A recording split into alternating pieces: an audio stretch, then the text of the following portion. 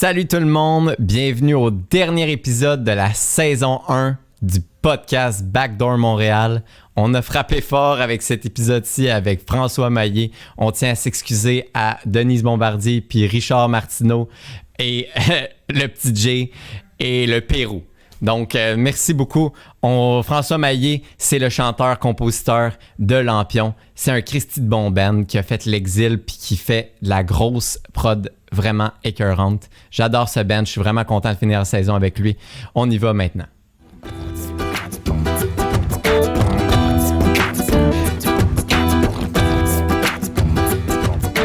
Backdoor Montréal.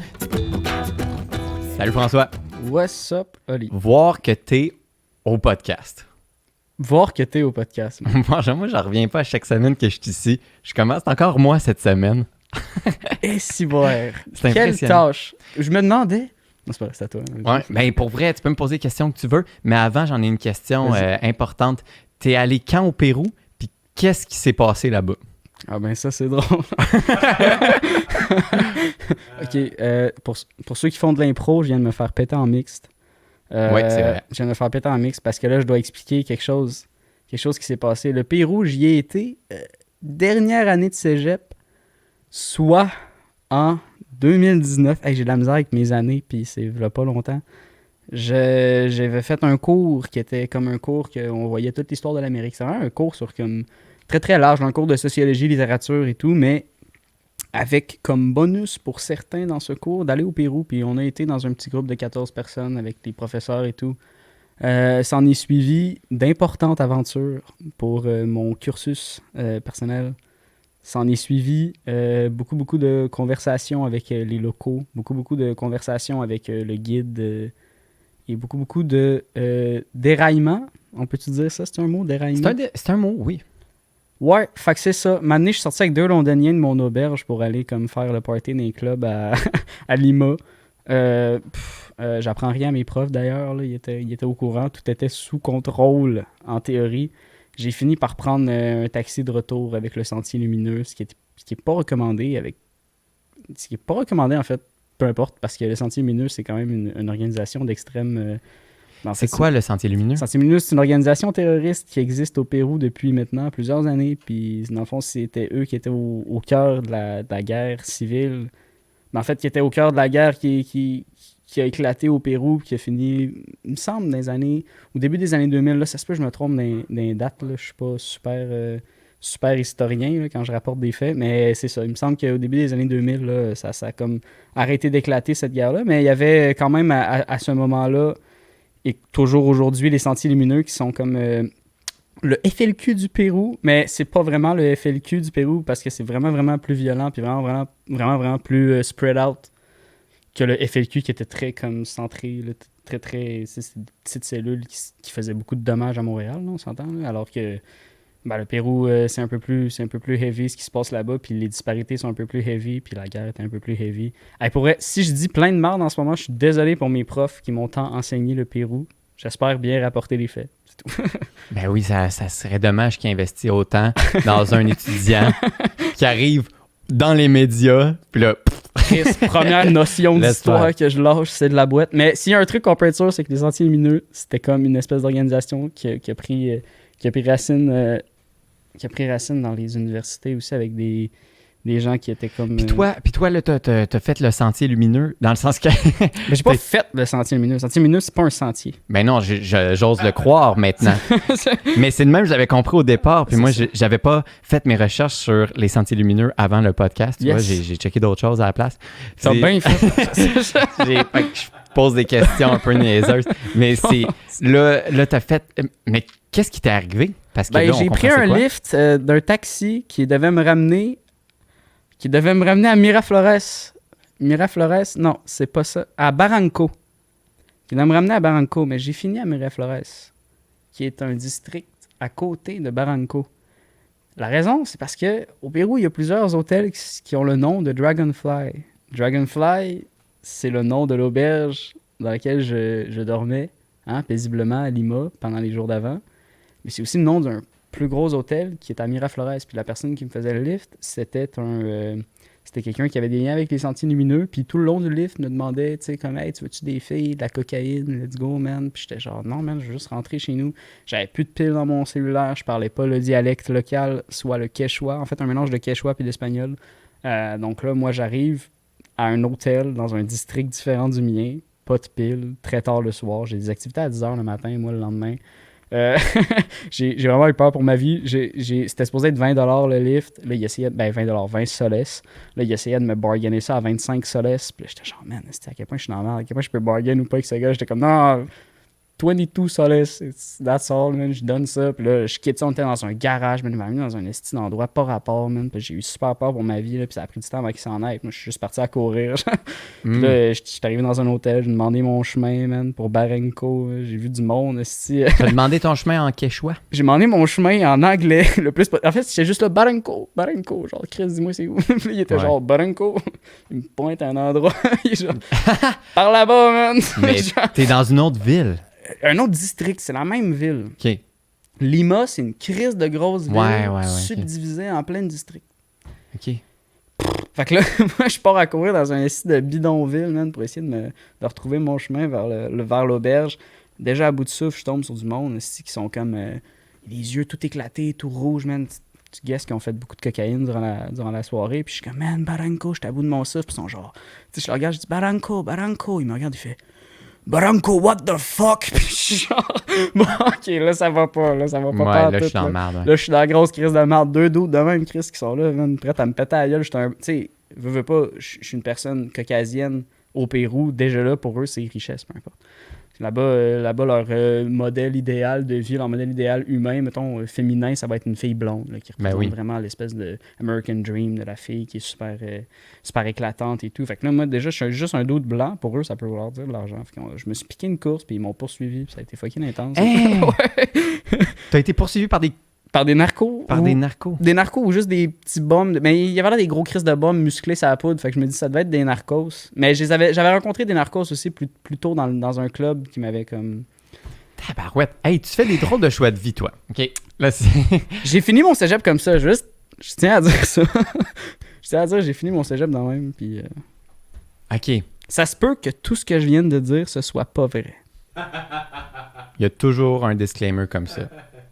Ça se peut.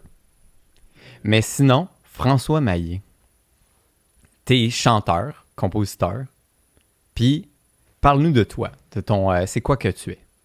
C'est quoi que je suis? Ouais. Je suis produit de mon environnement, au sens où... non, c'est pas vrai. Ben, je suis... qu'est-ce que je suis? Je suis chanteur, rappeur, j'écris les paroles pour le groupe Lampion. Peut-être des projets solo à venir, j'espère. Ah ouais? Ouais, j'espère un jour pouvoir faire quelque chose qui est plus proche de moi avec des producers, peut-être des gens avec qui je travaille déjà un peu, une couple de noms qui me vient en tête tout de suite, là, mais tu sais, comme j'espère avoir une carrière musicale, peu importe, puis vivre de ça. Mais le premier point d'entrée, le plus important et celui qui me tient le plus à cœur, c'est Lampion. Parfait. Mon groupe Lampion. Qui est très bon d'ailleurs. Ben, merci. Je vous ai vu en show. Puis la première fois que j'ai entendu Lampion, c'était votre vidéoclip Exil. Yep. L'Exil. Et c'est un espèce de party beer pong là, où est-ce que t'es suivi avec la caméra, puis à un moment donné, tu bois un shot, puis tu continues à faire les lyrics. Ouais. Là. À comprendre que je bois un shot à un moment donné, c'est un vidéoclip, on a dû le faire plusieurs fois. Ouais. Ça a mal fini. Puis toi, c'est pas vrai, tu bois pas des shots d'eau. C'est pas vrai que tu vas faire semblant. Non, à chaque shot, c'était un vrai shot. Point important. Point important pour ma mère qui rentre à 3h du matin parce que je suis trop passante dans mon lit. Puis genre, voyons, Chris. C'était chez vous? C'était chez nous, mais c'était chez ma mère. Puis Chris qui était pas stoked quand elle est rentrée. Puis elle a vu le style désordre. Elle a vu le chaos dans la maison. Ben, aujourd'hui, elle trouve ça un peu drôle, I guess. Ben oui, aujourd'hui, vous voyez à Noël, puis c'est drôle, là. C'est comme, la fois où t'es rentré. Ouais. Pour vrai, ouais, elle compte à Noël, je pense. Il me semble que je l'ai déjà pogné. En train de compter ça.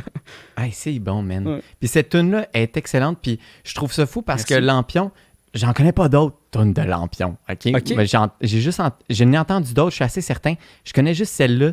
Puis vous l'avez sorti en comme une one take ou pour le vidéoclip, une version vidéoclip, puis une version reproduite, remastered après ça, qui est incroyable. Oh, merci. La première fois que j'ai entendu ça, remasterisé, c'est impressionnant. Là. Je sais pas c'est qui ton mix mastering là-dessus, mais pour vrai, faut le citer. Shout out à Pascal Chenard pour la job sur cette track. Pascal Chénard, parfait. Je m'en cherchais un, c'est parfait. Mais lui, pour vrai, il a bien fait ça. Puis je trouve que vous êtes allé dans une autre direction complètement aussi. Là. Vous êtes allé, tu sais, ça. J'ai l'impression, y avait-tu des instruments électroniques là-dedans? Y avait-tu des sons électroniques que vous utilisiez pas dans vos lives?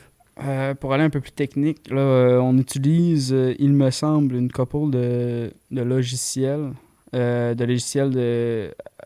Avec lesquels on peut utiliser des plugins qui vont faire en sorte qu'on peut modifier les sons d'origine qu'on enregistre avec les instruments. Donc, un son qui rentre organique peut être, après ça, comme modifié par Ableton, admettons, avec des plugins très spéciaux ou un set de plugins très spécial. Il va y avoir aussi des sons fabriqués de A à Z avec le logiciel ou avec d'autres logiciels qu'on va tous mettre ça ensemble. En fond, peu importe les outils qu'on a devant nous, on peut imaginer un ordinateur, là, quand on imagine les espèces de setup avec les moniteurs et tout. Là, Ouais. ben là, peu importe ce qu'on peut aller chercher avec ce matériel-là de son à produire qui peut remplir un vide qu'on a besoin à tel ou tel moment. On appelle ça du layering, en fait, là, quand on va aller chercher comme beaucoup de sons différents pour remplir tout un même espace de track, mais c'est ça. Ben, on va utiliser ce qu'on a à notre disposition, puis on n'a pas comme de... T'sais, on veut pas faire que du organique ou que comment je peux dire, du matériel produit, qu'on va dire, là,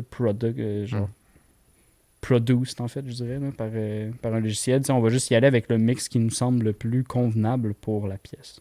Ben oui, ben même les bons producteurs qui sont passés par ici là, au podcast là, cette saison-ci, genre Jérémy Essiamble, là, qui est excellent, c'est le gars de la faune. Puis lui, il a son studio, puis j'ai demandé, t'es-tu plus analogue, t'es-tu plus in the box? Puis il m'a dit, pour vrai, j'utilise l'outil que j'ai de besoin quand j'en ai C'est ça. besoin, tu sais, pourquoi je les utiliserais pas? Puis l'affaire, c'est que moi, ce que j'ai peur, c'est que les gens tombent dans la facilité de toujours avoir les mêmes sons, mais des gens comme Jérémy ou toi et beaucoup d'autres, c'est que quand vous avez besoin de faire de la recherche, vous allez en faire. T'sais, fait que là, vous allez vous développer. T'sais. Mhm. C'est ça qui est important, je pense. C'est de continuer à se développer puis de Je pas pense aussi. tomber dans la même gamme de sons. Je pense aussi. C'est ça. C'est vraiment, vraiment, vraiment, vraiment bon. Puis là, j'en profite pendant qu'on est les deux sur la caféine, ben raide, puis qu'on est speedé. Ben, là, tu parlais de ton projet solo, c'est qui est une hypothèse. Complètement une hypothèse. OK. J'ai 2 beats enregistrés tout seul avec un producer. Ça a été fait quoi en 2017, 2018? J'ai plus refait ça après. Jamais sorti? Jamais sorti. Ah, ouais. Dans mon cell, des fois, j'écoute ça, je fais Chris, je peux être méchant quand je veux. Ah! c'est du petit trap longueuillois, là. Tu sais qui que tu ramasses là-dedans?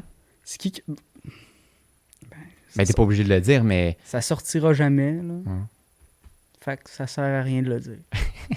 Mais tu dis que t'es méchant là-dedans, ça veut dire que t'as pensé à quelqu'un, puis tu t'es mis dans le mood. Ah, ouais? Ouais. Il fallait que ça sorte. Fallait que ça sorte. Ah, c'est hot. Mais tu sais, il y a des fois, il faut écrire comme une lettre à quelqu'un, une fausse lettre que t'es fâché, tu dis « Voir que tu m'as fait ça », puis à la place de lui donner, tu sais, de lui dire ou lui envoyer un email, ben tu sais, ça, tu le ranges ou tu le brûles. Ben Puis ouais. c'est sorti. C'est un peu ça que t'as fait. C'est pas mal ça que j'ai fait. Ouais. Puis j'ai enregistré ça dans un environnement qui jugerait pas ça. Fait que c'est fait, puis ça sortira pas. Jamais. OK. Mais là, ce soir, ton band n'est pas là, tu sais. Ouais. Fait que les tunes que tu vas nous jouer ce soir, c'est quoi? Il y a une tune qui s'appelle Spin Alley, qui est, dans le fond, Spin Alley, qui est une chanson que j'ai écrite durant le confinement, pas mal. J'ai comme peaufiné ça dans les derniers jours pour être sûr que tout coule, le groove soit au rendez-vous et que je puisse vraiment comme apprécier le moment quand je la joue, puis que ce soit comme c'était un minimum. Là, je jamme beaucoup à travers mes tunes, parce que ma guitare, qui est sa trottinette en ce moment, je l'ai pas sortie souvent ces derniers temps, parce que depuis que je suis comme plus comme simplement au micro avec Lampion, je jamme moins avec ma guitare. Puis là, Ouais. je l'ai comme ressorti un peu durant le confinement parce que, tu sais, qu'il y a pas grand-chose à faire. Fait que j'étais comme, bon, ben, on va essayer de comme se refamiliariser avec ça. Donc, c'est ça. Spin Alley. Et la deuxième chanson, c'est Fistful of Sand, qui est un cover d'un de mes artistes préférés. Malheureusement, trop méconnu pour son talent. Scott Dunbar. Vous irez voir ça, Philosophy of a Moth, sur Spotify. Il y a ça, il y a comme volume 2 ou 3. Il a sorti beaucoup d'albums, là, beaucoup de chansons, ce gars-là, man, tout seul. C'est un one-man band qui a fait des projets avec, un peu plus étoffés, avec plus d'instruments, là, mais c'est ça. Fait que je joue un cover de ce gars. Il m'a envoyé personnellement les paroles avec les... Ah ouais. Ouais, avec comment... C'est un gars que t'admires puis qui t'a envoyé Ouais, ben son c'est stock. ça. Hey, j'ai commencé à y parler comme à 14 ans, puis là, Ah ouais? Ouais, j'ai envoyé un premier message à 14 ans, puis il était comme, man, c'est tellement bizarre de lire ça, parce que lui, il était comme sur une réserve pendant que j'ai envoyé ça, puis il y avait des problèmes d'épaule, puis il était comme, c'est mon seul revenu à la musique, mais je peux pas t'en faire de musique en ce moment. C'était un peu un dude, tu sais, qui roulait sa bosse vraiment avec la musique, là, qui avait de la misère à se trouver comme un endroit où vivre, là, puis je pense qu'aujourd'hui, ça va mieux, ces affaires, là. J'ai regardé un peu sur Facebook, là, je sais pas exactement sa vie, là, shout-out à Scott Dunbar, mais il a l'air de prendre du mieux, là, puis j'ai hâte de voir ses prochains projets. Puis... Il habite-tu loin de Montréal? Tu dis qu'il était dans une réserve? Il a erré beaucoup. OK. Fait que je sais pas. Fait que je pourrais pas aller le chercher puis le ramener ici. Could be a possibility. Mais ce gars-là a besoin de vitrine, peu importe. Ce gars-là a besoin d'être connu. C'est incroyable ce qu'il peut faire.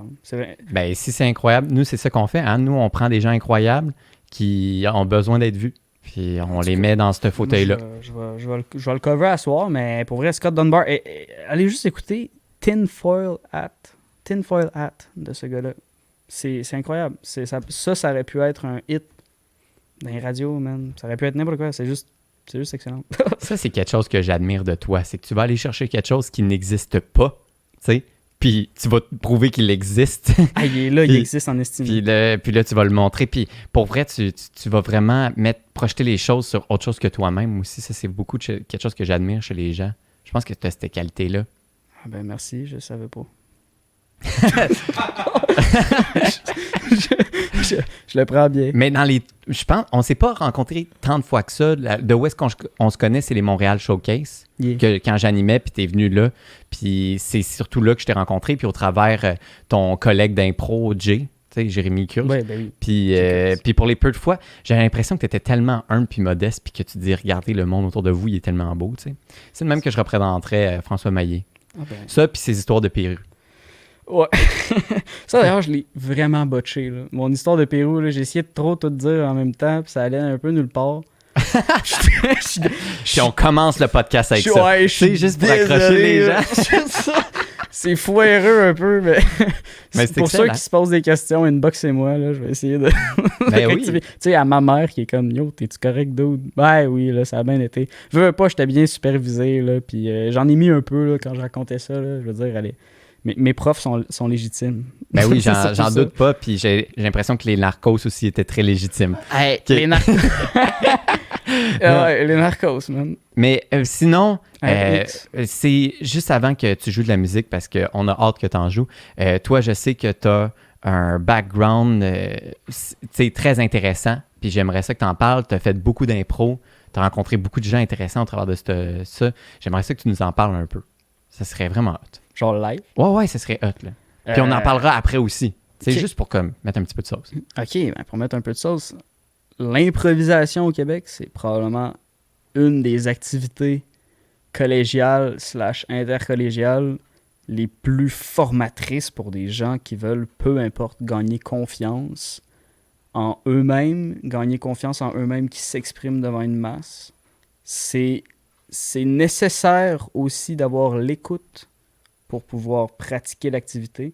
Donc là, quand tu mets tout ça ensemble, l'improvisation, moi, mon passage là-dedans, ça m'a juste formé en tant que personne qui doit s'exprimer dans peu importe la condition, dans peu importe l'espace, l'environnement qui est donné. Fait que c'est complètement une formation, mais c'est une formation ultra personnelle, autant que c'est collectif, l'improvisation. C'est ça qui est super cool parce que ça touche à pas mal tout ça, à travers la palette de catégories, à travers la palette de rencontres que tu peux faire, à travers la palette de styles de jeu, à travers... Il y a tellement de choses dans ce monde-là, c'est super heavy, mais c'est aussi un endroit où tu peux comme déstresser, avoir du plaisir. Il y a des parties d'impro beaucoup d'histoires aussi à mettre dans son bagage d'histoire. C'est vraiment... moi, je conseillerais à n'importe qui a peut-être des petits soucis d'estime, de peu importe, parce que l'impro, ça fait juste build ton estime, ça fait juste build ta confiance tout le temps. Puis quand t'es capable d'aller lander un punch ou t'es capable d'aller faire une histoire que t'es content à la fin quand tu reviens sur le banc, ben là, tu repenses à ça puis tu te dis, man, Chris, j'ai eu mon rôle à jouer là-dedans, puis c'est important, puis c'est cool. Puis il y avait 50 personnes dans la salle, puis les 50 personnes ont trippé. Ils ont ri, c'était fun, tu sais. Ouais. C'est un outil fucked up. Toi, t'en as fait combien de temps? J'ai fait de l'improvisation pendant 8-9 ans, puis en ce moment-là, j'entame ma carrière de coaching au collégial. Au collégial, tu coaches à quel collège, quel cégep? Cégep Édouard-Montpetit, dans lequel j'ai joué. Dans lequel j'ai fait l'équipe est bonne là-bas. Toutes les équipes sont bonnes à Édouard. Il y en a beaucoup. Ben ouais, c'est ça que j'ai... Chaque cégep. Mais Édouard, tu sais, j'ai ça dans le cœur, là, mais ouais, l'équipe est bonne, si on peut dire ça de même. Ouais, c'est ça. Toi, t'as été au cégep là, t'as été dans l'impro là, c'est-tu là que t'étais aussi... En fait, je sais qu'Émile Bilodeau est allé à Lionel, mais toi, t'étais dans la même équipe d'impro à un moment donné avec Émile, right? Et là, c'est le moment où je te dis, Émile Bilodeau n'a pas été à Lionel. Non, c'est ça. Mais non. Il a été à Édouard. OK. Mais moi, j'ai joué avec lui au secondaire. Ah, OK. À Jacques Rousseau. À l'école secondaire Jacques Rousseau, on était dans la même équipe d'impro. Moi, j'étais en secondaire 3, lui, il était en 5. OK. Puis il était mon capitaine d'impro. Puis là, après ça, il s'en allait à Édouard, dans le collégial. Puis après ça, moi, j'étais allé à Édouard, mais lui, il était déjà... Non, c'est pas vrai, il était là, la première année que je suis arrivé. Puis lui, il faisait la grosse équipe, Pamplemousse, qu'on appelle. Ça fait genre Pamplemousse, Tangerine, Clémentine. Lui, il était dans le Pamplemousse. Moi, je suis arrivé dans le Clémentine. Puis ouais, on s'est côtoyés dans le milieu de l'impro, moi et lui, beaucoup, longtemps. Ouais. OK, cool. Mm-hmm. OK, nice. Mêmes écoles tout le temps. Ouais. Puis là, moi, je suis en train de me dire, mais tabarouette, je suis sûr qu'il est allé à Lionel. Mais il n'a pas été à Lionel. Écoute, okay, c'est bon. S'il a été à Lionel, j'ai vraiment manqué le bout où ce qu'il a été. Parce que moi, quand j'étais allé au cégep, excusez-moi, j'ai craché. Quand j'étais allé au cégep, il était là. Ça se peut qu'il est allé faire des cours à Lionel, je sais pas ça. Ben tabarouette, OK. Ben c'était une belle époque, ça, je pense. Je pense que tu as passé du bon temps au cégep. Crissement. Tu nous en parleras après ta perfo. Pour l'instant, tu vas nous jouer une coupe de tunes. Qui s'appelle comment? Spin Alley de moi-même et Fistful of Sand de Scott Dunbar. Yes, sir, man. Fait qu'on y va. On y va. Merci.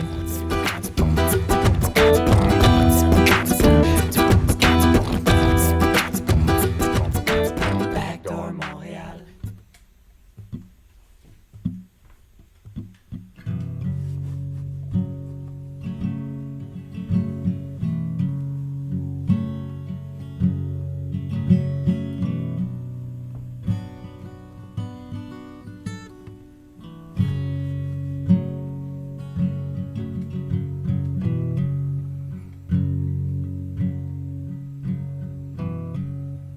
I'm gonna bring your love down the spin alley. I'm gonna expose you, my bias, just so you can buy it. I'm gonna bring your love down the spin alley. 'Cause I've been ignoring you for a whole decade. Gonna bring your love down the spin alley. I'm gonna bring your love down the spin alley. I'm gonna bring your love down the spin alley. I'm gonna expose you, my bias, just so you can buy it. I've been a bad date, bad portrait. 'Cause I built in decay for a holy cane. I can't get her anything until I bring you down. I'm gonna bring your love down the spin alley. I'm gonna bring your love down the spin alley. I'm gonna expose you, my bias, just so you can buy it. I'm gonna bring your love down the spin alley.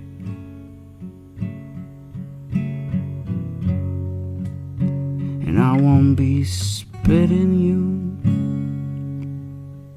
until you get me down.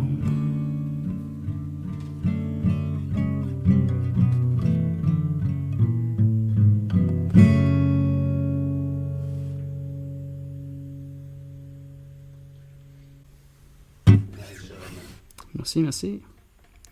Right, so that was Spin Alley, Jammed Out. Okay, 3, 4.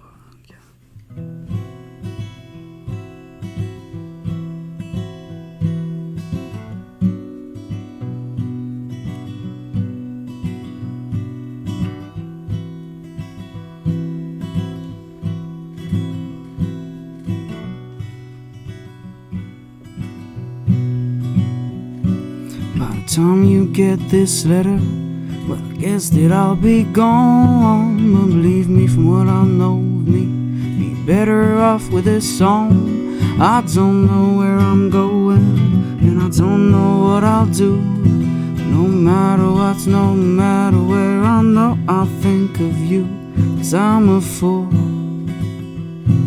yeah. I'll be walking down a dead-end street with a bottle in my hand. I'll be up on a sofa, shooting my mouth off, that's just who I am. I'll be telling my whole life story to some poor girl that I just met.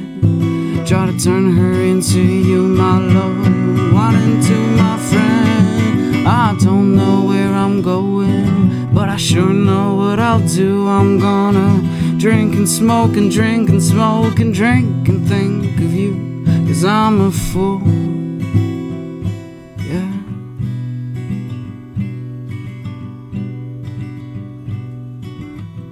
I'm just scared that the spell will wear off just the way it always seems to. When you hold me close, feels like my heart wants to slither through. Oh, my heart is just a fist full of sand. My heart is just a fist full of sand. My heart is just a fist full of sand. My heart is just a fist full of sand. My heart is just a fist full of sand. My heart is just a fist full of sand. My heart is just a fist full of sand. I know I'm leaving, but it don't feel like we're through. It doesn't matter who is in my bed, my heart belongs to you. I know just where I'm going, and I know just what I'll do. I'm gonna drink and smoke and drink and smoke and drink and think of you, 'cause I'm a fool.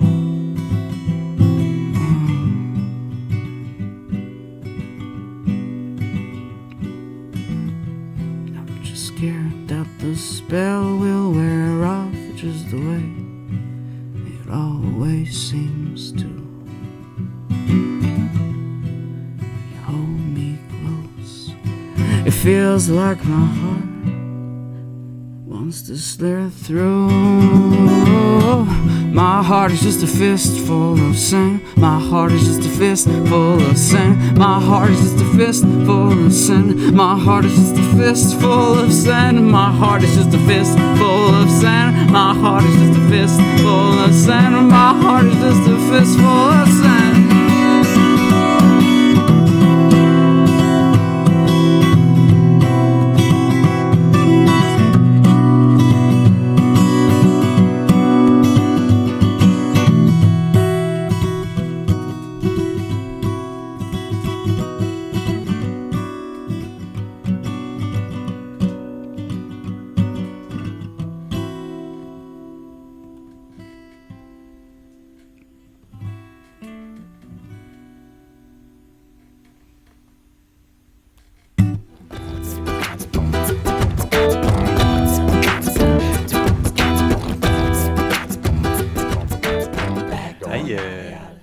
y a pas de, sur Spotify de liste Backdoor Montréal, hein? Pas encore. Ça serait sick, hein? Ben non, mais là, c'est parce que j'ai un flash. Il faut mettre toutes Ah, les faut tunes qui faire ont une été playlist. jouées dans Ben le oui, show. Chris. C'est Ok, qu'on ouais. est calme, Ben, man. c'est qu'on Je est viens calme. juste de flasher, là. Là, j'étais là, Chris. Hey, je fais ça dans... Cette tune-là, ou Ouais. whatever, l'autre que tu as joué, tu sais, il faut que ça soit sur la liste, là. Ben oui, c'est ça. Fistful of Sand pourrait être complètement... De Scott Dunbar, sa version, pourrait être complètement sur la playlist, là. Ben oui. Absolument. Non, tout ce qui a été Ouais. joué dans le fond, dans le show, Ouais. ou même, tu sais, ce qu'on pourrait mettre, Oli, c'est Pretty souvent tu sais, les invités, ils parlent de leurs influences ou des tunes en particulier, là.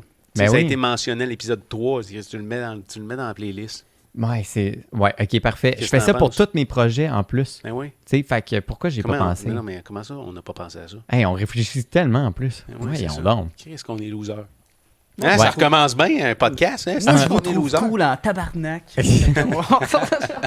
Ouais. Mais pour vrai, oui, je vais le faire. Puis je sais comment bien le faire. Je me suis pratiqué avec d'autres playlists. Ouais, Fait que t'en as fait une couple, là. j'ai fait Montréal Underground Discoveries. Hey, on en profite-tu pour la lancer officiellement sur, tu sais, Ouais. annonce-la? C'est la fin de la saison 1. Puis on va lancer la Spotify playlist Backdoor Montréal saison 1.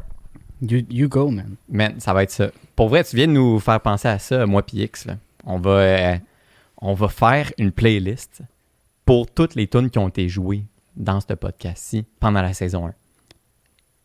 Ça va être excellent. Spin Alley n'existe pas. Spin Alley n'existe pas, mais François Maillet, il existe. Chris Mo exile là-dedans. Ouais, ben, on va Chris, prendre, ouais. pour vrai, tout ce qu'on va faire, même si c'est pas joué au podcast, Ouais. on va prendre une tune de l'artiste pour dire Ah ouais. cet artiste-là est passé, voici une chanson. Parfait. C'est idéalement la tune qu'il a jouée, puis sinon on va prendre son dernier release. Hey, c'est une esti de bonne idée. Ouais, pour vrai, ouais. Non, mais comme ça, c'est l'idée de la journée, mettons. Ouais, mettons d'aujourd'hui, là, c'est bon. Mettons, même Richard Martineau serait d'accord. Ouais, c'est ça. Tu veux Ouais. dire que c'est une bonne idée ou pas? Ou que ça en est vraiment... Ou que c'est la pire. On est vraiment pas à bonne place dans le Ouais, spectre c'est des ça. bonnes idées, tu sais. Ouais. Hey, faut pas le talk shitter, lui. Non, sinon tu vas... On va se ramasser au Journal de Montréal. Ça serait-tu terrible? Ça serait pas pire. Ouais, C'est ouais. clair. Ça serait pas pire. Ça serait bon pour le podcast, en fait. Je connais bien sa fille. Ça me ferait pas Pour plaisir. vrai, le monde que je connais qui ont travaillé avec Richard Martineau, ils disent que c'est une personne très généreuse. Non, mais Oli, là, c'est à toi que ça revient, parce que lui, il connaît sa fille. Fait que c'est toi qu'il faut Ouais. qu'il le fasse officiellement. Mais pour vrai, y a quelqu'un qui peut taguer Richard Martineau dans les commentaires, s'il vous plaît? C'est ça que je veux. Attends, c'est-tu C'est tout ce commencé? que je veux. Ben oui, c'est commencé. On filme depuis tantôt. On là. filme depuis tantôt. Bah oui, c'est tout le temps ça. Des fois, on Ciboire. filme le podcast, puis je le sais pas. Oh, oui, je le sais pas quand on le filme. Puis là, X, il garde plus longtemps que ce que je pensais qu'elle allait garder. Regardez pas le bout où je connais sa fille. Faites-le parce qu'elle va le voir puis elle va être genre Chris. OK, mais là, ben là, faut recommencer, là. Mais non, OK. 1, 2, 3, 4. Non, mais là, tu peux reprendre le name que t'as droppé. Fait que reprends-le. C'est ça que tu veux Ok, pas qu'il arrive, on hein, repart c'est à ce ça? moment-là? Ouais, ben on verra au montage, là, mais tu veux-tu reprendre le nom que t'as droppé, c'est ça? Ouais, let's go. Hey, même Denise Bombardier serait stoke avec T'es sûr qu'elle serait stoke? Elle serait stoke, man! Chris de conne. Non, mais tu vois, celle-là. Celle-là, on peut s'amuser. Ouais, c'est ça. Mais tu sais, pour vrai, y a-t-il quelqu'un qui peut taguer Denise Bombardier dans les commentaires, s'il vous plaît? C'est quelqu'un qui peut la taguer, genre. Ouais, comme quelqu'un la qui, taguer. Ouais, taguer Denise Bombardier qui va être stoke d'être Ses tagué. enfants, n'importe qui. Ouais, quelqu'un qui va pouvoir dire, là, hey, check qu'est-ce que Holly Page a dit sur toi. En fait, moi, j'ai rien dit encore. Mais Non. pour vrai, Denise, si t'es tagué, allô. Fait, on est content que t'écoutes. Merci. Il est content que t'écoutes. Des gars. Non, mais ça chasse à un moment donné. Bon. Ouais, mais pour vrai, je sais pas, j'ose pas. François, c'est tout un retour. C'est tout qu'un crise de retour. Tout un man. retour. Je vais amener ton amour à Spin Alley. Ouais, pour vrai, ouais, Take My Love Down to Spin Alley, man. Hey, ce que je voulais dire justement sur ta chanson, ta performance que tu viens juste de faire, c'est que c'est très différent de ce que je suis habitué de toi. Moi, la première fois que j'ai rencontré Lampion et François Maillet, je pense que t'as fait un mic drop. T'es monté sur scène, t'as commencé à bouger ton torse de façon comme Je me un souviens, duplo de cus. on T'sais. avait appris cette journée-là qu'on faisait pas les francs ouvertes. Ouais. Puis j'étais vraiment en crise. Puis quand je suis en crise, des fois, ben, je pitch des chaises par terre. Puis là, je me souviens, pendant votre show, Oui. pendant le show, j'avais eu la brillante idée d'être complètement malcommode, puis de juste tout colisser par terre. Puis genre, j'avais grimpé sur une chaise, puis je l'avais crissé par terre après, puis j'étais genre, je pensais pas aux conséquences. Là. Puis j'étais comme, hey, il est fin, Jay, de m'inviter à ce show-là. Je devrais peut-être pas briser le matériel. Ben, Mais pour vrai, c'était spécial. moi, de ma perspective, t'as bien fait, mais je pense qu'effectivement, il y a eu comme des choses qui se sont passées après au niveau organisationnel. Mais Je me souviens que c'était moi, en tant qu'animateur, je n'ai jamais entendu parler. Moi, j'ai juste eu un bon show, là. Ouais. Tu sais, puis Cool. là, pour vrai, il faut faire des affaires pour qu'il y ait des affaires qui se passent. Ça, Richard Martineau dit souvent ça. OK. Y a-tu quelqu'un qui peut taguer Richard Martineau dans les commentaires? Ben oui, ta gueule. Allô. C'est vraiment Allô, sympa. Richard, on est content que t'écoutes. Hey, on te Ok. connaît. Ouais. On adore les francs-tireurs. Mais c'est vrai que t'étais vraiment intense dans tes shows de Lampion. T'sais, en plus, votre vidéoclip, il y a quelque chose de trashy dedans. Tu arrives, toi, sur scène, puis tu pètes tout. Je sais pas si tu fais ça aussi au Fouf quand tu joues là. Non, étrangement,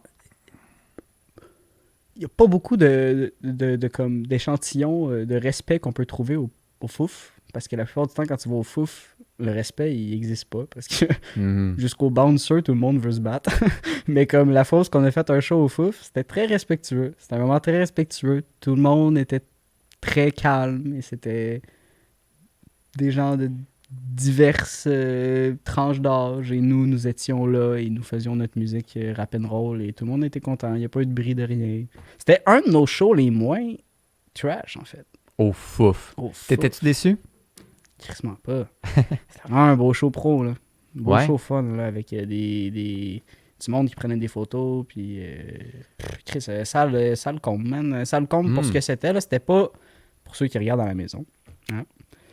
C'était pas dans la grosse salle des Fouf avec la mezzanine, mais c'était dans une portion où ils ont aménagé une deuxième salle maintenant, comme une espèce de Mhm. deuxième scène en fait. Ouais. C'est là. OK. 200, 250 il me semble. Ben là, c'est pas rien. là. C'est le fun. Toujours le Là, fun. c'est vraiment le fun. là. Toujours le fun. Là, 15 personnes, c'est le fun. Fait que 250 personnes, c'est le fun. En Christ. Ouais. Je sais pas pour toi, mais moi, j'ai déjà été invité à ouvrir pour d'autres mondes dans des petits bars. là. Puis il y avait genre 6 personnes. T'sais. Puis je m'attendais pas à ça. Je m'étais pas préparé à ça. Puis ma mentalité au début, c'est comme d'être un peu déçu. Puis après ça, de me reprendre puis de me dire non. Ces 6 personnes-là, ils ont payé pour être là. Ils sont Je vais là. donner le même show que s'il y en avait 200. Crissement, man. Puis je le fais.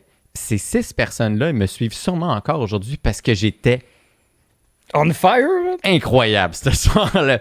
Pour vrai, c'était... Je suis monté sur le bord, j'ai commencé à faire un solo de guitare en slide avec la salière pendant que ma loupe, elle jouait. Là, j'étais comme... J'ai fait une cover de Humble. OK. Puis là, je faisais un solo de slide guitare avec la salière, tu sais. Sit down! Tu sais, avec la wah-wah, tu sais, sur le bord. J'étais comme... Ben, t'étais là, mon gars. C'est ça que le monde veut. Les Ben- autres, ils étaient là. Toi, t'étais là. Tout le monde était là. Ben, je veux jamais... Tu sais, puis là, c'est là que j'ai compris... C'est à ce show-là que j'ai commencé à avoir cette mentalité-là. C'est comme, peu importe combien il y a de personnes qui sont là, je vais donner le même show. Crissement. Comme s'il y en avait 200. Parce que ces personnes-là, ils ont payé, man. Ils ont payé, puis c'est pas... C'est pas... it's not about me. Tu sais. It's not about me. It's about them. Tu sais, ils sont là pour avoir un show, man. On va leur donner. Peu importe. Vraiment, man. Ouais, c'est hot. C'est Deleuze qui disait ça. Si l'art devient une petite affaire de soi, alors on a raté la cible. On a raté la cible. C'est pas Ah, une ouais. petite affaire de soi. Ben non, c'est ça. Mais je suis quand même surpris de ce que tu me comptes sur les Fouf. En fait, c'est peut-être passé l'autre salle, mais beaucoup, quand j'en parlais avec d'autres, là, quand ils se faisaient booker là, ben, tu sais, c'était une histoire de loge. T'ouvres les loges, il y a de la fumée qui sort de là, tu rentres, il y a Mais j'ai déjà fait un des affaires show. tout croche qui se passe. J'ai déjà fait un show avec Boots au Mm. Fouf, sur la grosse scène cette fois-ci. Là, tu sais, la grosse scène qu'on connaît des Fouf. Là. C'est-tu la fois où il ouvrait pour Sans Pression? Ah, si, c'était ça. G.I. Joe. G.I. Joe, OK. G.I. Joe.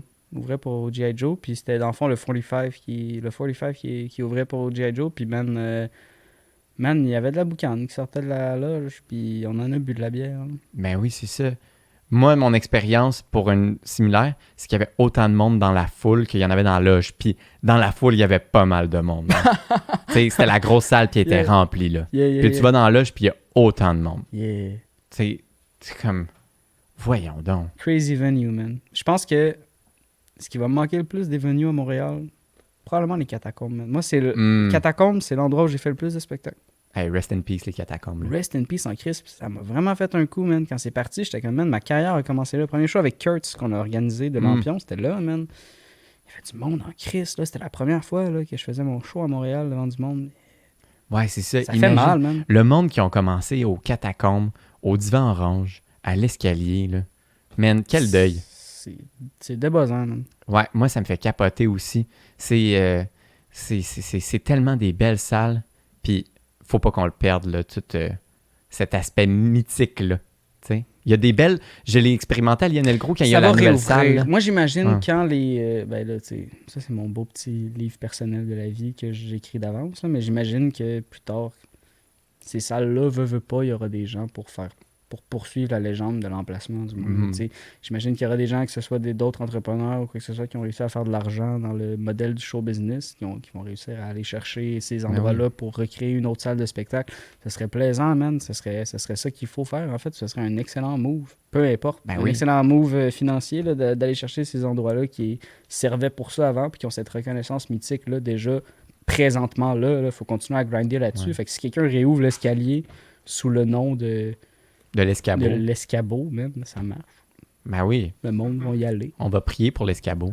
On prie pour l'escabeau, man, que mon idée soit prise par quelqu'un d'autre live. Je le poursuis. Non, c'est pas ça. Non, tu vas le remercier. Ouais, je vais le remercier, le faire that's man. Continue à feed les jazzmen qui sortent de Saint-Lô puis qui ont besoin d'avoir un venue. Moi, j'ai été à Polytechnique Montréal, puis la fois où j'ai été le plus content d'avoir été à Polytechnique, c'est quand j'étais allé à l'escalier puis j'ai croisé mon prof d'analyse des signaux, là, en train de jouer de la guitare. Quel musicien incroyable. Puis c'est là où on a connecté. Puis là, j'étais comme, wow, c'est malade. Ouais, quelle place incroyable.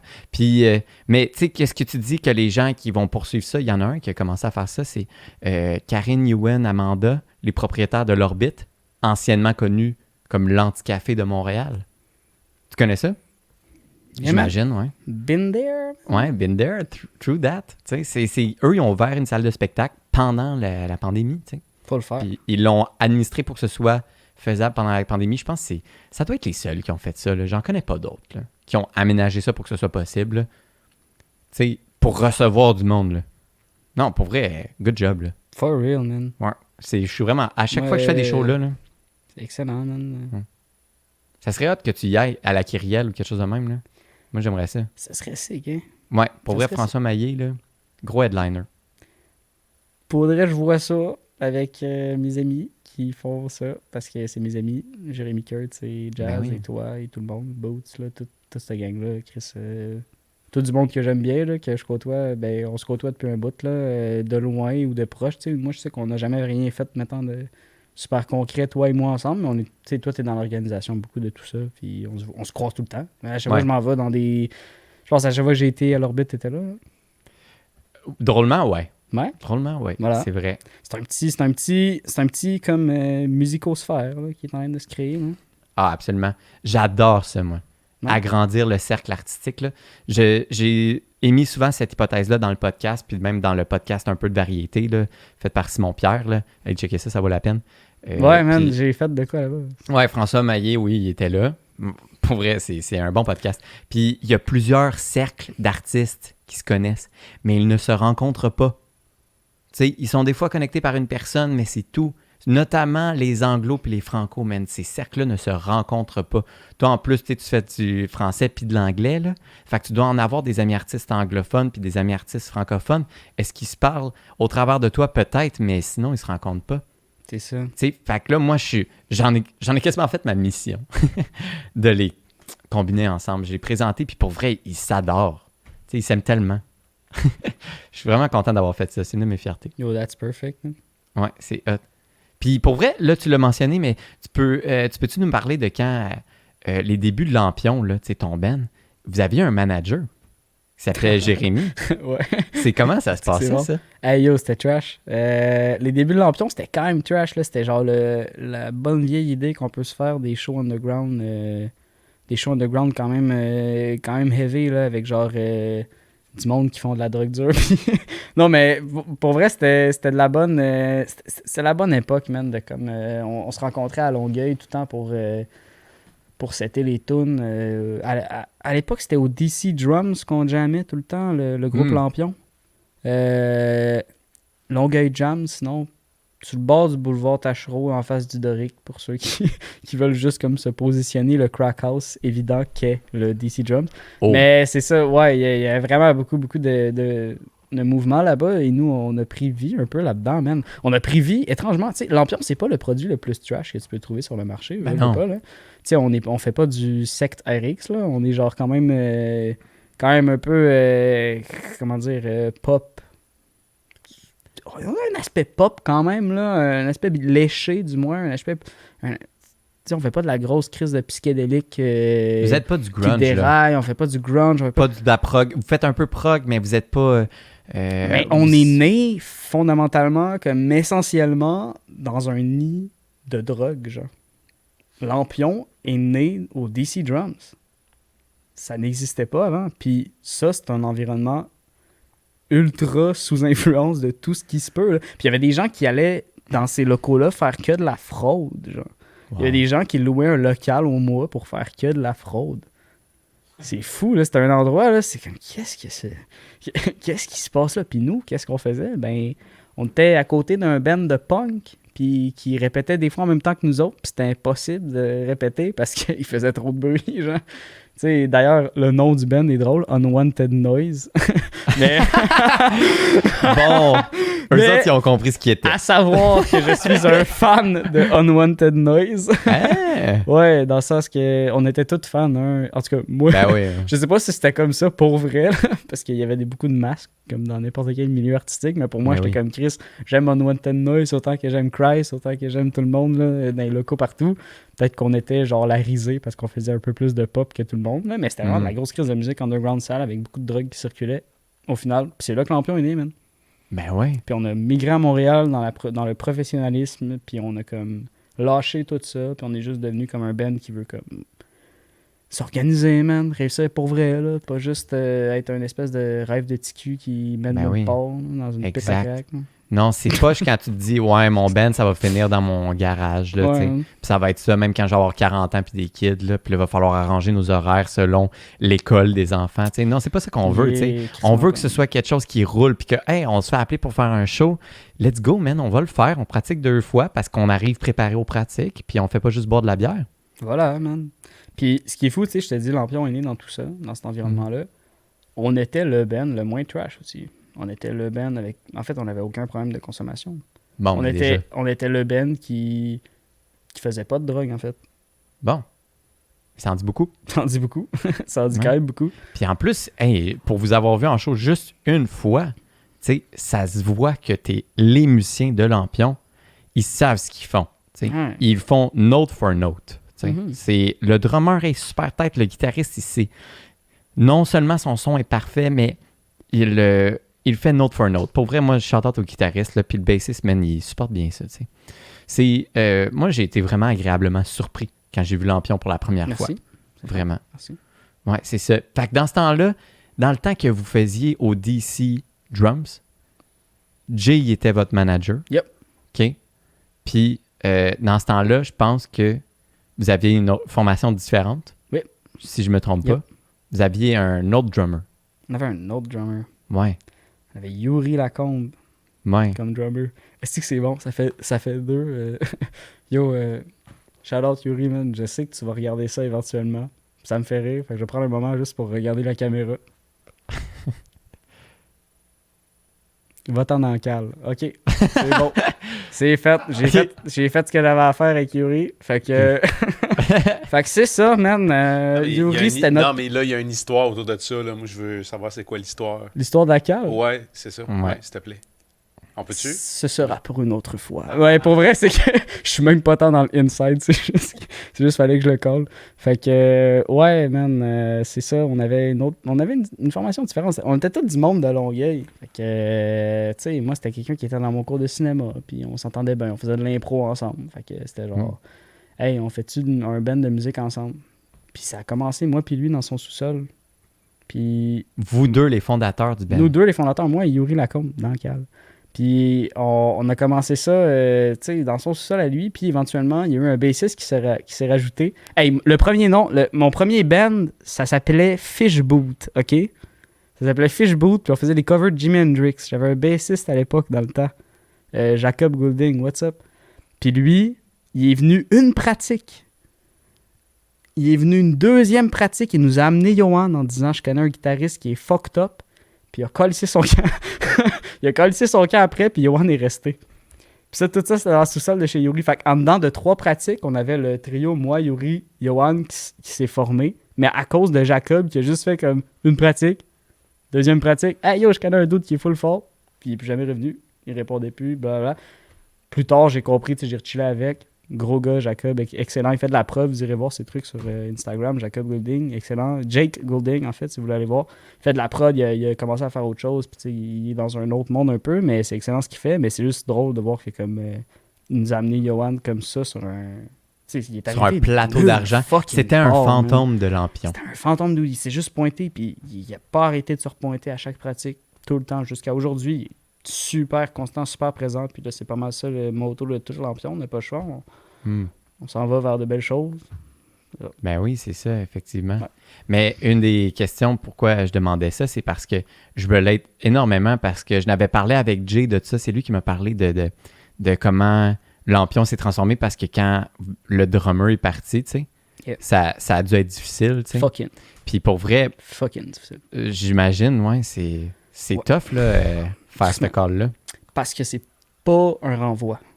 Autant que quand Jay Kurt est parti, c'était comme pas tant un renvoi. Il avait besoin de partir. Ouais. C'est ça. C'est comme tout ce qui s'est passé de changement de musicien dans Lampion, ça n'a jamais été comme un 3v1 de comme yo, les 3 on n'est pas stoked, tu crises ton camp, genre. Ou yo, les 4 on n'est pas stoked, tu crises ton camp. Ça n'a jamais été ça.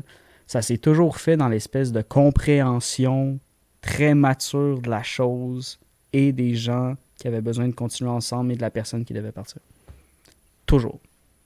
Toutes les personnes qui sont passées dans Lampion. De Wood à Yuri, à Jay, à tout le monde. OK. Ça, c'est quand même insane parce que c'est preuve que les gens qui ont fait partie du projet étaient matures puis comprenaient c'était quoi leur position dans tout ça puis que quand t'es plus à l'endroit où tu dois être, tu le sais en quelque part. Yeah. Fait que t'as jamais eu besoin d'aller voir Yuri pour lui dire écoute, ça marche plus. Non. Il m'a appelé. C'est lui qui m'a appelé. Ah ouais. Ouais. Wow. Mais c'était une belle histoire d'amour, ça, je suis certain. Là. Je suis toujours en amour avec Yuri. Tu peux lâcher Tinder, man.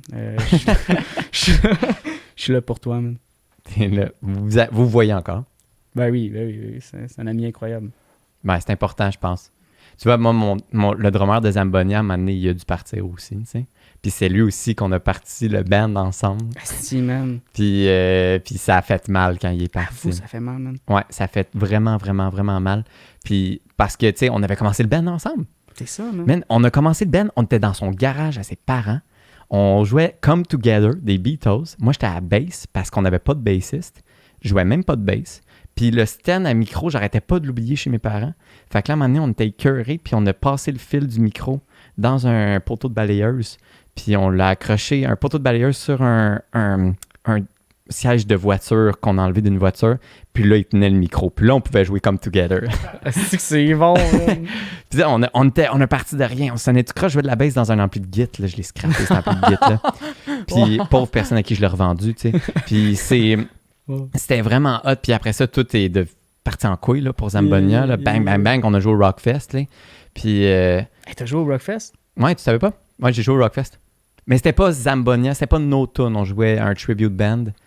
Puis ouais, ça a été le début de quelque chose de grand, ça. Malade. Pour vrai, on a fait des extraordinaires rencontres. C'était toi avec le petit Jay? Ouais, c'était moi, ça. Asti. C'est moi qui l'insultais. Non, c'est pas... non. Non, mais on l'a croisé par contre. Puis, Attends, c'était cette année-là? Oui, c'était cette année-là. Fuck off! Ouais, on l'a croisé backstage, puis Frank... Il fumait de la drogue, là? Je l'ai pas vu fumer. Mais mon drummer, il est passé, puis lui, il a eu les couilles d'aller le voir, puis de faire un fist bump. Puis Jay, il a juste fait rouler les yeux, puis il est parti. Il était tout le temps avec son bodyguard. Quel starlet. Mais on était là à son show, par contre. On était là à son show. Ben oui, mais ça devait rocker. Ouais, c'était... Moi, pour mon dire, peu importe que t'aimes le petit Jay ou non, ça devait rocker son esti show Rockfest. Hey, le monde était dedans, là. Man, c'était C'est ça. incroyable. Genre, il a tu joué peux pas Eye of ne the pas- Tiger. Ben yo, C'était fuck! fou. Attends, quoi, Il man? a joué Eye of the Tiger. Il a joué Eye of the Tiger? Ouais, il a joué... Fuck off que t'as pas de plaisir, genre. Fuck off, Il y avait- t'es au Rockfest, ça a pas de ben raide. T'as le petit Jay qui se pointe faire Eye of the Tiger. Si t'as pas de plaisir, Chris ton camp. FYI, j'étais pas sa poudre. Mais, par exemple, le monde, il y avait vraiment du fun au show à Jay. Puis, il y avait une foule de monde. Puis, à un moment donné, il y a quelqu'un qui est apparu dès que le show a commencé. Puis, il était habillé en pape. Puis, il était en body surfing. Ouais. Non! Ça, c'était incroyable. Ouais, off. ça, c'était vraiment, vraiment Fuck hot. off, man. Puis moi, en plus, en ayant joué au Rockfest, j'avais plein de billets que je pouvais donner à mes amis, tu sais. Puis là, my je n'ai donné pas beaucoup, là, tu sais. Puis ils sont venus avec nous, fait qu'on était comme une quinzaine de personnes. Si, man. Ouais. C'est T'as hot. vu un des meilleurs shows de l'histoire du Québec, genre. Est-ce que tu veux finir là-dessus, François? Tu veux-tu? Et c'était François Maillet qui représente Lampion. Ça m'a fait plaisir. Ouais, la semaine prochaine pour une prochaine émission de Oli Pagé. Ouais, on va quoter François sur ça là-dessus. Là. C'était le meilleur show de l'histoire. Mais pour vrai, il y avait Rammstein ce soir-là. Puis ça, c'était assez incroyable. C'est ça qui a fait la faillite du Rockfest, là, parce que ça coûtait tellement cher. Mais pour vrai, ça valait la peine. Mm. C'était incroyable, Rammstein. T'es sûr. Fait que, écoutez le prochain épisode quand on va recevoir Rammstein. Alors, ça. oui, il va venir pour vrai. Pourriez-vous commenter, taguer Rammstein dans les commentaires, s'il vous plaît? Puis expliquez-y, traduisez-y en allemand. Là. Ça serait important. Ça serait crissement important. Ok, merci beaucoup. Pour vrai, c'était un bon épisode. François, je suis vraiment pas déçu de la qualité qui était rapportée. Je pense Pas que déçu, ça veut dire qu'il est heureux. pour vrai, Richard Martineau, s'il fait pas un article sur cet épisode-là, j'ai rien compris. Pourquoi je fais ça, moi, animer ce podcast-là, si Richard puis Denise Bombardier, ils font pas une collab pour parler de Dude, ça? faites une... Yo, droppez des vêtements, vous deux, là. Vous savez pas à quel point je vais rocker ma casquette Bombardier X Martineau, là. Genre, je suis là, man. Je suis là, gros. Ah, c'est incroyable. Puis Puis, ça arrivera jamais. Ce que je viens de dire, d'ailleurs, ça arrive pas. Genre. non, Dans ça la se vie, peut il y a que tout ce personne qu'on qui dit ça avec ce lexique-là. Dans la vie, non, ça arrive pas. C'est pour ça qu'on l'a filmé. Mais pour vrai, je tiens à dire que t'es le season finale de la saison 1 de Backdoor Montréal. Je te l'avais pas dit. C'est une surprise pour toi. Là, ça, c'est vrai. Pour vrai, là, tu l'apprends maintenant. Oh. T'es le season finale. Fait que je suis là jusqu'à la fin de la saison. Fait que est-ce que je repars avec le chalet puis la voiture? Tu prends les clés, puis tu pars avec... C'est Fuck toi qui... off. C'est toi... Tu t'appelles Jonathan, tu as été choisi. Fuck off! Yeah! Ouais. Non, mais pour vrai, c'est le 13e épisode. Puis 13. c'est toi, François Maillet, qui close ça à partir de la semaine prochaine. C'est une toute autre affaire. Fait que Alright, ben, fallait le dire. crime, bonne continuité à ce podcast. Ça Ouais. me fait très plaisir. Scott Dunbar, on le garde. Ben pour vrai, ça serait hot, là, le booker à saison 2, puis j'aimerais ça passer par toi. J'aimerais ça que tu me tailles le pick-up. À quelque part. Faudrait essayer, man. Je Ouais. suis sûr qu'il serait stock. Mais en fait, je dis ça. Faut voir il est où, tu sais. Faut voir qu'est-ce Ouais. qu'il fait. Puis... Ben oui, c'est ça, c'est tout le temps ça, c'est toujours une question d'horaire. Mais pour vrai, pour la saison 2, ça s'annonce bien, puis je suis content. Ça va être très différent comme format. Et changement pour la saison 2, peux-tu en dropper Je deux, peux t'en trois? dropper? Ben Un, oui. deux, un, Ben, deux. je sais pour pas. vrai, ouais, spoiler, ouais. Spoiler, il va avoir un co-animateur à tous les épisodes. Ben, du moins, à la grande majorité, on va inviter des co-animateurs, puis ça va tout le temps être un co-animateur différent. C'est... Ouais, souvent, puis on a des idées en tête. Là, on est en train de le filmer, puis on est en train de faire le tournage de ça là, en ce moment même. Puis tu sais, je veux pas spoiler de nom, mais tu sais, on a eu un très gros fun noir avec Simon Pierre.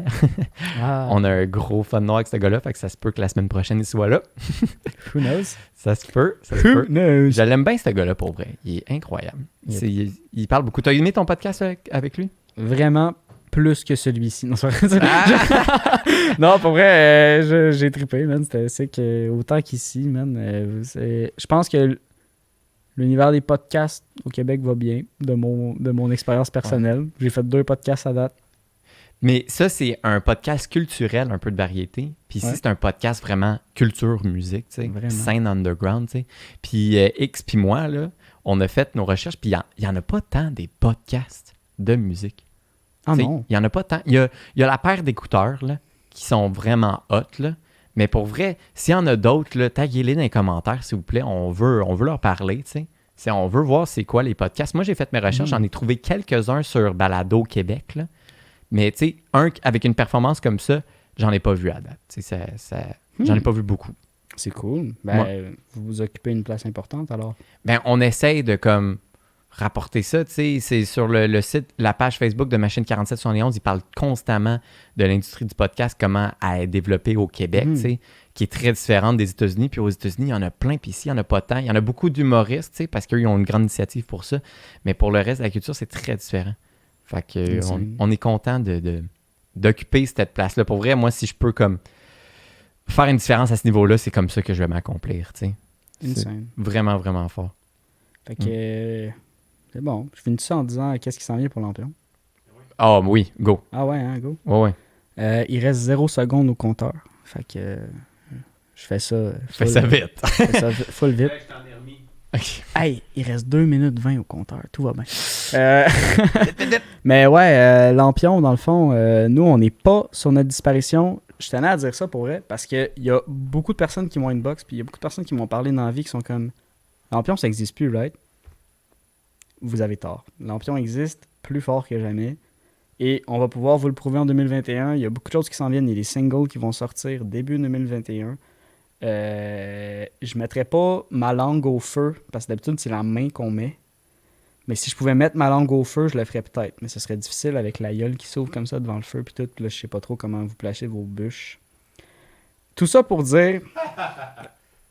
Tout ça pour dire que il y a des gros singles qui s'en viennent avec des vidéoclips. Puis restez à l'affût parce que c'est vrai. Puis c'est Lampion, on a toujours le même nom. Il n'y a pas de changement par rapport à ça. Les membres qu'on était il y a 1 an, c'est pas mal les mêmes membres qu'on est présentement. Puis la pandémie nous a pas tués. On est toujours là. On fait nos trucs. Un album qui s'en vient. Un album en 2021. J'en dis pas plus. Le reste, c'est secret professionnel, man. Mais c'est ça. Nice. Pour vrai, merci. Fallait que je le dise. Ben, puis merci pour ça. Ça fait du bien. Puis moi, je vais continuer de vous suivre, puis vous allez être dans la playlist Spotify de Backdoor Montréal parce que, pour vrai, il faut que le monde écoute l'Exil. Tu sais, faut que il y a tellement de choses du Ben qui tournent autour de ça. Tu sais, puis je sais que vous misez beaucoup là-dessus. Puis pour vrai, vous avez raison parce que c'est une bonne tune. Ben, merci, Chris. Mhm. On va sûrement la ressortir. On avait une joke. Un autre format? On avait une joke en band comme quoi on voulait sortir Exil tout le temps. Ouais, tout le temps Exil sur un autre album, mais différent. Sur chaque album, Exil serait là. Mais pour vrai, c'est bon. Pour vrai, moi, je serais down. Là. Puis, C'est comme, l'Exil. Puis là, t'as hâte d'écouter l'Exil. là, Thomas, il dit souvent, dans 20 ans, si le monde va faire genre, la meilleure version d'Exil, c'est sur le 2e. Non, c'est sur le 3e. Non, dans le 4e, quand ils mettent les xylophones, puis les maracas, là. Man, c'est la meilleure idée. Pour vrai, Meilleure faites idée, ça. hein. Oui, no choke, là. T'sais, fais-le, puis à chaque fois, fais-le dans le contexte de l'album. Là, t'sais, Absolument. À un moment donné, ça va être le mot exil, mais à l'envers, puis on va juste enregistrer une tune, puis on va écrire ça à l'envers. Puis moi, je vais chanter à l'endroit dessus, mais en chantant à l'envers.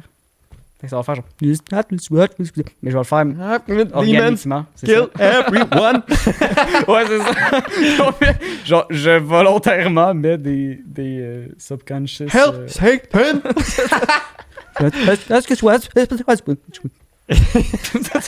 OK, pour vrai, merci beaucoup d'avoir écouté. Pour vrai, merci à notre auditoire de nous avoir supportés pendant toute la saison 1. Très apprécié. Saison 2 commence la semaine prochaine. Écoutez, ça vaut la peine, ça va être différent. Le premier épisode, ça va être avec Simon-Pierre. Simon-Pierre, que vous le savez, vous avez vu l'épisode de la saison 1. Je pense que ça va durer 4 heures, celle-là. Là. On a booké toute la nuit pour le faire. Fait que merci tout le monde d'écouter sur Twitch, sur Facebook. Très apprécié. Merci à H2O Web Media de nous distribuer partout ailleurs aussi. Très apprécié votre push. Merci à X de faire une Christie de bonne job. Comme d'habitude, tous les invités, ils viennent ici puis sont contents de comment ça sonne, de comment ça se passe la vidéo.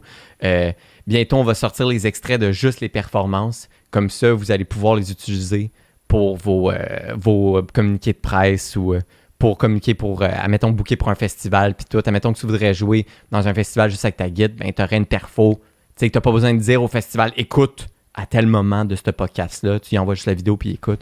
Fait qu'on va faire cet effort-là pour la scène underground pour qu'elle soit révélée davantage. Puis merci à tout le monde de la saison 1 qui a passé. Merci à tous les artistes qui sont venus. Pour vrai, on est vraiment contents de comment ça s'est passé. Puis on est très, très contents de faire la saison 2. Fait qu'on se voit la semaine prochaine, guys. Merci beaucoup. Backdoor Montréal.